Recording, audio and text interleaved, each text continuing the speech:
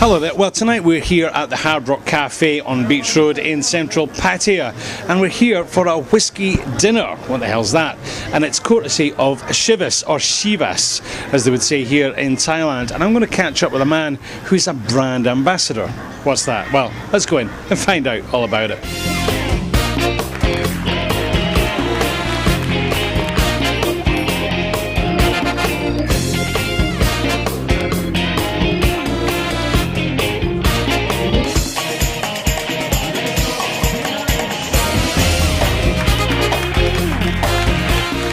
Okay, now I have to tell you, I'm feeling considerably underdressed as I've met a fellow Scot. This is Darren Hosie, who's the brand ambassador for Chivas Brothers. Darren, how are you?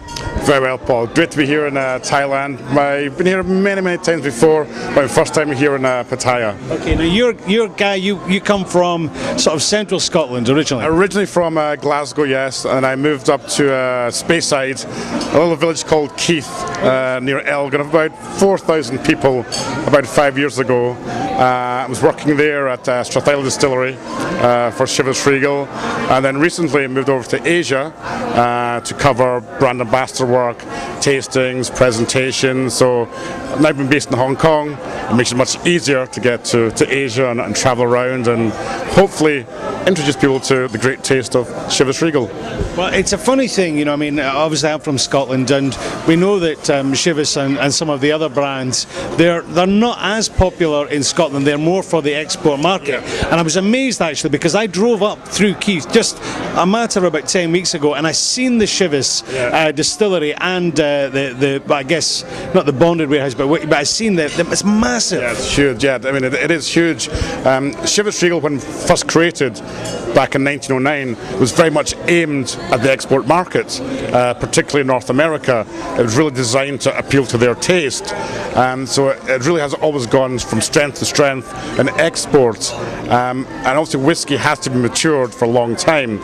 In the case of Chivas Regal 12, you're talking 12 years, Chivas Regal 18, at least 18 years, so you've got to plan ahead. So if you're planning ahead for all your exports, it makes it very difficult to supply your home country, but it's a worldwide global brand and has huge success.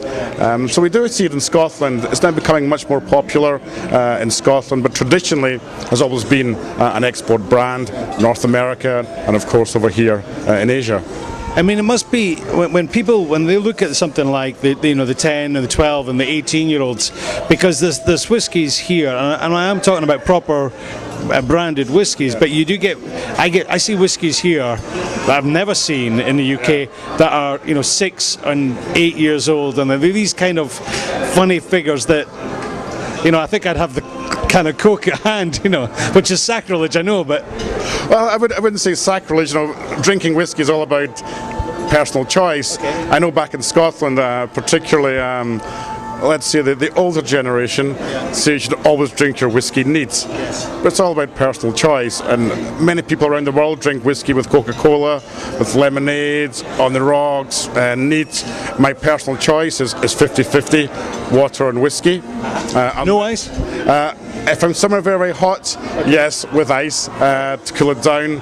But in terms of actually enjoying the real taste of whiskey, we always recommend with water. That's the way our blenders analyse all the whiskies we select, always at 20% alcohol, by adding water and bringing it down to that strength, because that's the optimum alcohol strength for your nose to sense the aromas, also for your palate as well to taste the whiskey. Right. But in terms of aging, you do see many different ages of whiskey. But for Scotch whiskey, you'll never see one which is younger than 3 years, because that's a minimum age for Scotch whiskey. But you will see ones which are 6, 7, 10 years old, 12 years old. And it's all about creating a slightly different flavour to your whiskey and offering something different to consumers. Chivas 12 and 18, very much in the same style of Chivas Regal, but there are differences coming from the extra aging, the different cask selection, which consumers enjoy because they can compare and contrast and pick out different flavours. And of course, as you'll see later on with Chivas 25, again still very much in the same style, but slightly different flavours as well. And that's all from different aging and different cask selection. Well, it's interesting because the way that whiskey is being promoted the last 10 years, I'm not talking about promoted in a commercial aspect, but the way that the different brands are introducing different casks and finishes, it's became a little bit kind of, there's a bit more sort of finesse in the market in a sense, is that right? Yeah, I think particularly, I'd say maybe over the last 10 years or so, people are now are looking for a lot more knowledge and information, whereas before they would buy a whiskey by brand only, without really considering really the flavours and the heritage and what they were drinking. But I think nowadays people want to know more information, which whiskey is going to blend, how they matured, how long they matured for. It's all about giving people the information they're looking for, obviously without giving away the master blender secrets, but it's about educating people and making sure they enjoy it and the way they choose to enjoy it. That's really where your job comes in as a brand ambassador. Exactly, yeah. Now, I happen to know because I've had a little bit of dealing with this before, but would you like to tell our viewers what does a brand ambassador, what does the fancy title actually mean? Well, the role involves, now for myself being based in Asia, travelling around all of Asia, so it could be to New Zealand, to Australia, it could be to Vietnam, here Thailand, it could be north to Japan or Korea. Sounds like a hell of a job. It's tough at times, you know, travelling all the time and introducing people to whiskey, doing presentations, and it's really about also doing education and passion. If you can educate people with passion and bring them into the whiskey and into the brand, and hopefully they'll enjoy it and then continue to enjoy it in the future. So I always think education and passion and knowledge are the three key areas to the role. Well, it's a common myth that, people often think that malt whiskey should only be drunk neat, and I agree with you wholeheartedly. I would always take mine 50-50, a splash of water, and invariably for me personally, I wouldn't take ice. But again, that's just what I've what I've been sort of nurtured towards.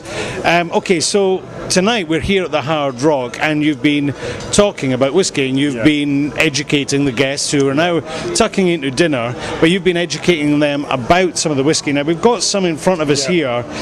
What do we have here? Here we have Chivas Regal 12 years old and Chivas Regal 18 years old. So our first glass, if you'd like to take a glass, Paul, is Chivas Regal 12 years old. So what am I looking for here? Well, I think at the moment you're without water, that's neat. Okay. So we're going to add a little bit of water and approximately 50-50. Let's bring it down to about 20%. I should add, this is obviously tea, and we would never drink whiskey on television. Yeah, right. Okay. So I've just given a little swirl around and mix them together. Have a nose of the whiskey. And what am I smelling for you? What should I pick up? You're looking for lovely aromas of wild herbs and soft honey, a bit of hazelnut, maybe even butterscotch as well. And of course, whiskey is made for enjoying, so please have a sip. Well, okay, just because this is work.